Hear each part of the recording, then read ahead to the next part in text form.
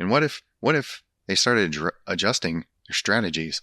They hide under the oceans, like Tucker Carlson says. He's an expert now. I think he's on about the Nephilim. These alien beings are probably having gay sex under the sea with a certain former president. It's all right there. It's all in the ancient text. All right, what other reasons are there? The UFO phenomenon's not real, or it's all a giant hoax or an illusion. I know McKenna used to say that the alien visitations were a declining phenomena. The same way that people in the 15th century would venture into deep mines. He was talking about some mining operation in some European country, and those people in the 15th century would claim that they were being attacked by elves in the deep mines. Newsflash, they were. You don't want to believe in the elf attacks? Suck my dick. Again, we're going all in on everything.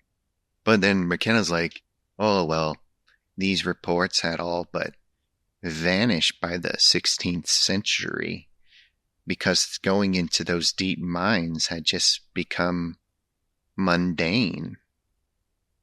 The same way we quickly transitioned from the jet age into the space age. So UFO reports and alien abduction stories started taking off in the back half, post-war period of the 20th century, right?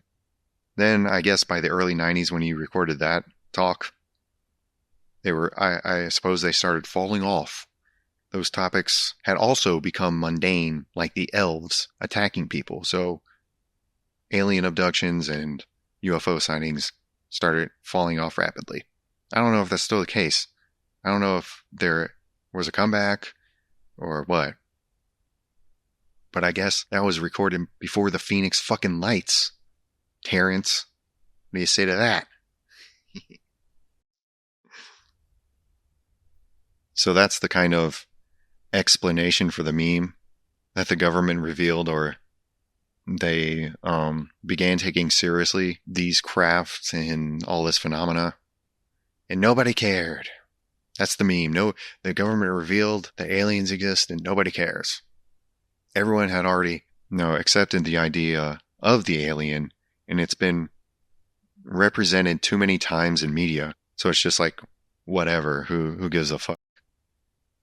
Here's a piece of evidence for me. You go back to Roman times, and the poet Lucian wrote in his True History, where there's part of it where they travel, the men on a ship, they travel to the moon and meet alien species, and there's like a war going on between different aliens, and they have to fight in the war.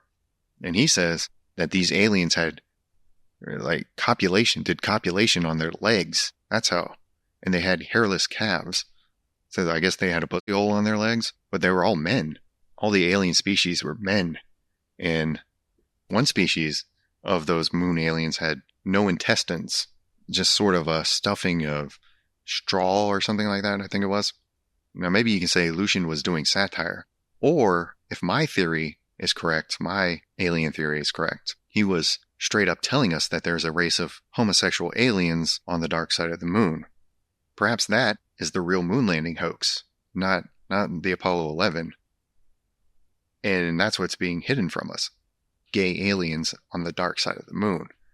And that's where the alternative space program, keyword alternative space program, that's hidden in the black budget.